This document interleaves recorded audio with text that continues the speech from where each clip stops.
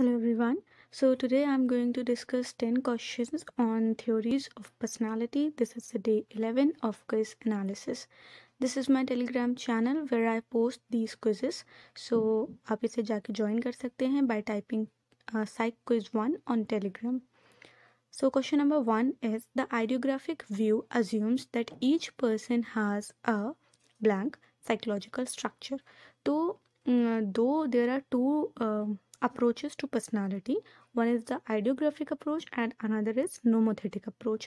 तो जो ideographic approach है वो क्या assume करके चलता है that each person has a क्या. Okay, so the answer is unique. Every person has a unique psychological structure. तो there are two approaches to personality, idiographic and nomothetic. तो idiographic view that is more subjective in nature. ठीक है, ये ध्यान रखता है कि अलग अलग इंसान अलग अलग हो सकते हैं, ये कैटेगराइज नहीं करता है लोगों को. ओके, वहीं जो नोमोथेटिक अप्रोच होता है it categorises people on the basis of some category, classify करना. ठीक है, लाइक आपके जो type A personality, type B personality, तो क्या आपने एक डिफाइन कर दिया दैट टाइप ए पर्सनालिटी ऐसे ऐसे होते हैं, तो जो भी लोगों के अंदर टेस्ट किया और वो क्वालिटी आई उनको आपने टाइप ए पर्सनालिटी बोल दिया. अब इररेस्पेक्टिव उनके अंदर टाइप बी, टाइप सी की कैरेक्टरिस्टिक्स भी हो सकती है और कुछ ऐसी कैरेक्टरिस्टिक्स भी हो सकती हैं जो type A B C D के अंदर डिफाइन ना हो. तो ये होता है drawback of nomothetic approach that it just classify people into groups और उनके अकॉर्डिंग वो लेके चलते हैं. लाइक आपके जो जोडाइक साइंस होते हैं, ठीक है, तो जोडाइक साइंस में भी क्या होता है कि मार्च में those who are born in March वो इस तरह के होंगे, those who are born in April तो वो ऐसे ऐसे होंगे. ठीक है, तो एक तरह से कैटेगराइजेशन कर देता है नोमोथेटिक अप्रोच. लेकिन आइडियोग्राफिक अप्रोच क्या होता है, ये ध्यान रखता है कि हर इंसान अलग अलग होता है. ठीक है, it talks about subjectivity. Nomothetic में क्या है, ऑब्जेक्टिविटी है. ठीक है, वहाँ पे हम चीज़ों को क्वांटिफाई करते हैं, मेजर करते हैं जब, तो उसको क्वांटिटी में मेजर करते हैं. वही जो आइडियोग्राफिक होता है that is more in qualitative nature. तो you can take the screenshot of this, ये इससे आपको हेल्प होगी that to differentiate between idiographic and nomothetic. Okay, I hope this is clear. Next question is who collected data from L, Q and T sources of data. तो it was Cattell जिन्होंने 3 तरह से data collect किए थे while formulating his theory of personality. तो वो 3 sources थे L, Q and T data. तो L data was about life records. ठीक है, कि किसी की लाइफ रिकॉर्ड्स क्या हैं, उनकी स्कूल ग्रेड्स क्या हैं, उनका किसी भी लाइफ इवेंट में कितना इंक्लूजन था, कितना एक्सक्लूजन था, तो एवरीथिंग, उनकी होम इन्वायरमेंट कैसा था, वो जब मतलब जैसे उनकी ग्रोथ हुई, डेवलपमेंट हुई, तो उनके क्या क्या लाइफ इवेंट्स रहे होंगे. तो ये सारी जो क्वालिटेटिव जितनी भी चीज़ें थी, इवेंटफुल जो भी चीज़ें थी, वो सारी L डेटा में आती हैं. उसके बाद Q data, it is about questionnaire. ठीक है, तो Q से क्वेश्चनायर याद कर सकते हो. This was a questionnaire design to rate an individual's personality. तो इनका जो 16 PF कैटल का जो क्वेश्चनायर है, तो that is based on Q data. T data is about कि पेपर पेंसिल टेस्ट जो होते हैं, एंड इट इज़ अबाउट कि हाँ आपको एक क्वेश्चन आयर दिया गया है and you have to fill it, कि अगर आपने ऐसा, मतलब आपको एक हाइपोथेटिकल सिचुएशंस में जो स्टेटमेंट्स होते हैं कि अगर आपको आपके सामने ऐसी सिचुएशन आई तो आपका रिएक्शन क्या होगा, अगर ऐसा हुआ तो एवरीथिंग अबाउट दैट, तो वो होता है T डेटा. तो कैटल ने Q data and T data को यूज़ किया था विद फैक्टर एनालिसिस, और जिससे उन्होंने 16 PF जो क्वेश्चन आयर है, जो उनका 16 PF का टेस्ट है पर्सनालिटी का, he formulated that. I hope this is clear. Question number 3 is who is not the trait theorist of personality. तो there are various theories of personality जिसके अंदर एक ट्रेट थ्योरीज भी आती है. तो इनमें से कौन है जिन्होंने अपनी पर्सनालिटी थ्योरी को ट्रेट थ्योरी के अंदर में नहीं लाया, तो that is Albert Bandura. Okay, बाकी Hans Eysenck, Raymond Cattell and McCrae Costa talked about traits. तो हैंस आइजिंग, इन्होंने 3 सुपर ट्रेट्स दिए: extroversion, introversion, emotional stability and neuroticism, psychoticism. Okay, तो ये जो 3 ट्रेट्स थे ये सुपर ट्रेट्स हैं जो कि हैंस आइजिंग की इन्होंने मतलब बताए 3 डायमेंशंस. उसके बाद कैटल ने 16 पर्सनालिटी ट्रेट्स बताए. ठीक है, उसके बाद जो McCrae and Paul Costa, they talked about these 5 traits. Like extroversion, neuroticism, openness to experience, conscientiousness and agreeableness. तो इसको ओशन के एक्रोनिम से याद किया जा सकता है, like O for openness and C for conscientiousness and like. उसके बाद जो एल्बर्ट बंडूरा थे, he was more of cognitive perspective, social cognitive perspective.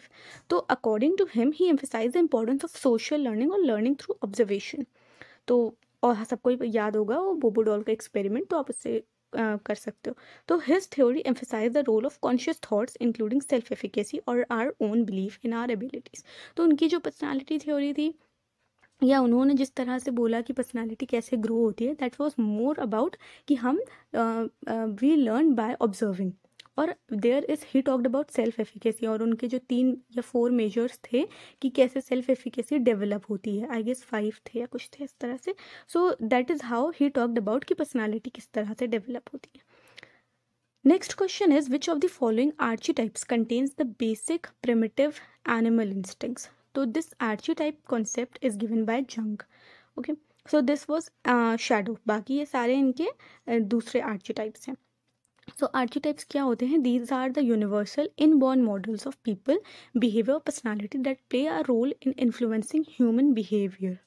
तो this Jung, Carl Jung, the archetype represents universal patterns and images that are part of the collective unconscious. तो उन्होंने 2 तरह की consciousness की बात करी थी, one was personal and another was collective unconscious.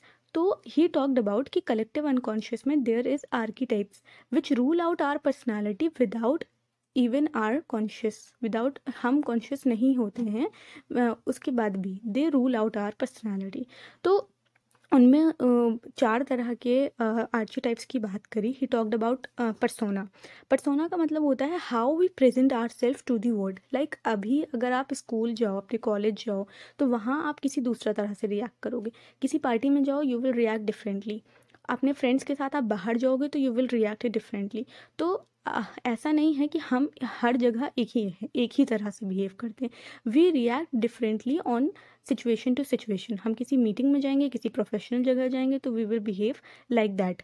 कहीं इनफॉर्मल जगह पे जाएंगे तो we will behave like that. So we have different personas. Okay, the psyche of a women contain masculine aspects. उसके बाद जो 2 इनके मेन है, anima and एनिमस।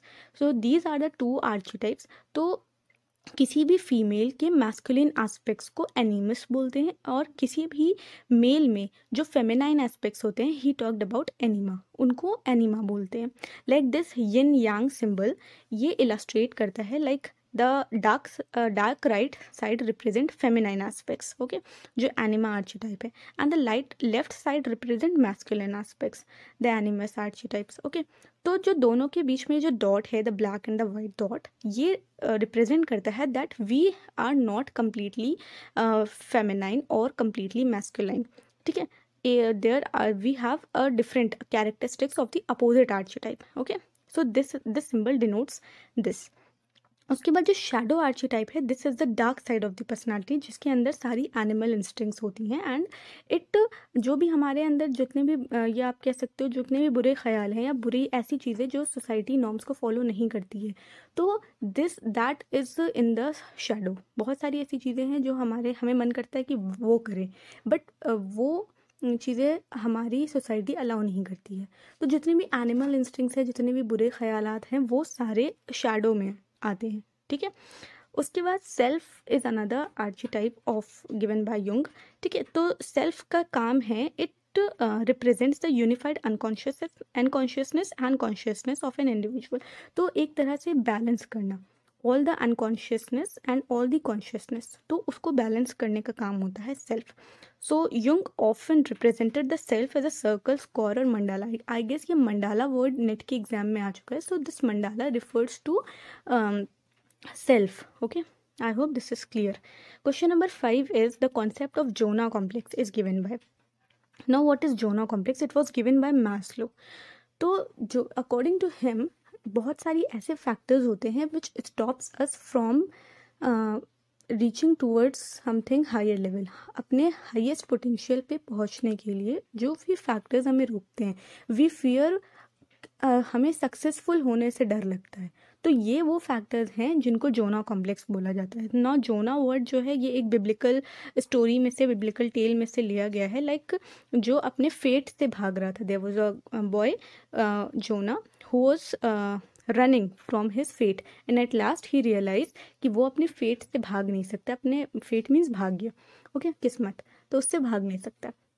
So everything which stops us from self-actualization in the terms of Maslow, that is called Jonah complex. इसके ऊपर और भी काफ़ी लंबी एक्सप्लेनेशन हो सकता है, but I have just told you कि ये क्या एग्जैक्ट है, जस्ट अ जस्ट.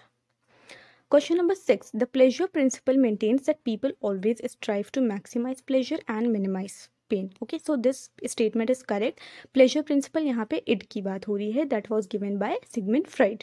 उसके बाद reason talks about ego aims to make a balance between id and super id. So there is no term like super id. Okay, there is a term super ego. तो ego का काम होता है id और super ego को balance करना. So assertion is correct, but reason is completely false. There is nothing like super id. Who among the following personality theorists focus on temperament? Okay, तो temperament पे किसने फोकस किया? What is temperament? Temperament is our characteristics, या हमारा जो भी nature जो innate है, जो बाय बर्थ है, तो that is called temperament. So this was Hans Eysenck who talked about, जिनकी अभी मैंने आपको बताया that he give super traits, extroversion, introversion, neuroticism and psychoticism. Okay, so ये जो 3 ट्रेट्स थे, ही सेड कि उन मतलब he also give a physiological explanation कि ये अगर कोई एक्सट्रोवर्जन इंट्रोवर्जन है तो उसका फिजियोलॉजिकल एक्सप्लेनेशन क्या होता है. ही उन्होंने नर्वस सिस्टम की बात करी कि एक एक्सट्रोवर्जन के अंदर का जो नर्वस सिस्टम है वो किस तरह से काम करता है. So according to him these 3 traits are the inborn, these 3 traits are the temperament. तो इस वजह से the answer is Hans Eysenck. Now question number 8 is, if you are describing a person as shy, anxious, intelligent or dishonest, you are describing his. तो shy, anxious and intelligent, dishonest, ये सारे traits हैं. Like जब भी आप किसी को classify करते हो कि अच्छा अगर मैंने आपसे पूछा कि वो पर्सन कैसा है, तो आप उसके कुछ ट्रेट्स बताना शुरू कर दोगे कि हाँ वो ऐसा है, he is helpful, he is honest, he is trustworthy. तो ये वाले जो ट्रेट्स होते हैं जब हम किसी को बता रहे होते हैं, किसी का मतलब इंट्रो दे रहे होते हैं, so that traits are called central traits. Okay, the answer is 3. तो ये this central trait and cardinal traits ये सारे ओलपोर्ट के हैं. And source trait and surface trait ये दोनों कैटल के दिए हुए हैं. तो कार्डिनल ट्रेट्स क्या होते हैं? दीज आर द ट्रेट्स जो कि किसी भी एक ट्रेट ऐसा होता है बहुत से लोगों में जो उनकी पूरी पर्सनालिटी को कलर कर देता है. बाकी सारे ट्रेट्स नीचे हो जाते हैं और वो एक ट्रेट डोमिनेट कर जाता है. लाइक अगर मैं आपसे बोलूँ कपिल शर्मा, तो कॉमेडी वर्ड आपके दिमाग में आएगा ह्यूमरस. ठीक है, तो आप उसको एक वर्ड से डिफाइन कर लोगे that Kapil Sharma is very humorous. ठीक है, he has a very good sense of humour. तो एक उसका ट्रेट ऐसा है विच डोमिनेट्स ऑल हिज पर्सनालिटी. इसी तरह से और भी कई सारी आपके आसपास भी लोग होंगे ऐसे जो उनका एक ही ट्रेट होगा जो उनकी पूरी पर्सनालिटी को कलर कर देता है. सो that is central cardinal trait. और सेंट्रल ट्रेट वो जो हम कभी जिसको डिस्क्राइब करते हैं जब किसी भी पर्सन को, तो हम उन ट्रेट्स का यूज़ करते हैं, दैट आर सेंट्रल ट्रेट्स. उसके बाद सोर्स ट्रेट, कैटल ने बोला था that he gave 16 source trait. जो 16 PF क्वेश्चन आए हैं वो सोर्स ट्रेट के ऊपर बेस्ड है कि ये वो ट्रेट्स होते हैं जिनके इंटरेक्शन से देयर इज सरफेस ट्रेट्स जो हम बाहर देखते हैं. ओके, तो वो होते हैं हमारे सरफेस ट्रेट जो बाहर से दिखाई देते हैं. तो आप इनको सेंट्रल ट्रेट से कंपेयर कर सकते हो. तो वो जो ट्रेट्स होते हैं वो बाहर जो दिखाई देते हैं दैट इज सरफेस ट्रेट्स, और जो उनका रीज़न होता है जो अंदरूनी होते हैं, जो इंटरनल होते हैं, तो that is source traits. Now this was a question, previous year question of NET exam. In Cattell's theory, dynamic lattice shows the relationship among which of the following. तो dynamic lattice क्या है? तो dynamic lattice, this is the relationship between urge, sentiment and attitude. तो अर्ग जो होते हैं that are biological in nature. Sentiments हमारा किसी भी हमारा एक readiness to predispose something. ठीक है, एंड एटीट्यूड हमारा जो भी बिहेवियर है. तो इसके ऊपर I will make a separate video क्योंकि काफ़ी लेंदी एक्सप्लेनेशन हो जाएगा what actually erg, sentiment and attitudes are. Okay, so last question is which of the following theories use the idiographic approach to personality. तो I have told you what is the idiographic and nomothetic. So this was Allport and Kelly. these two are the person who was more in ideographic approach, and Cattle and Ising, they were more of a nomothetic approach. तो अभी आप confuse हो सकते हो, like Allport also talked about trade theory and cattle ने भी trade theory दी हुई है, बट डिफरेंस दोनों की थ्योरी में क्या है, like Cattell give 16 source trait, ठीक है, तो उनके according there are 16 source trait which are present in every person, और इन्हीं के आपस के इंटरेक्शन से सरफेस ट्रेट्स जनरेट होते हैं विच डिफर्स पीपल. तो क्या है कि ही कैटेगराइज पीपल कि हाँ सोर्स ट्रेट हैं और वो सब में प्रेजेंट होते हैं, ओके. लेकिन ऑलपोर्ट के जो ट्रेट्स हैं, सेंट्रल ट्रेट्स, कार्डिनल ट्रेट्स, ठीक है, ये सारे यूनिकनेस की बात करते हैं कि central traits, cardinal traits individual traits हैं ये. So that is why Allport की theory is about ideographic and Cadell की theory is nomothetic. Okay, Ising I have told कि he talked about extroversion, उन्होंने 3 super traits दिए, तो ये traits ऐसे हैं जो सब में present होते हैं. So this was about ideographic and nomothetic. I hope these 10 questions are clear to you. If you have any doubt, you can ask me in the comment section. Thanks for watching. Have a good day ahead.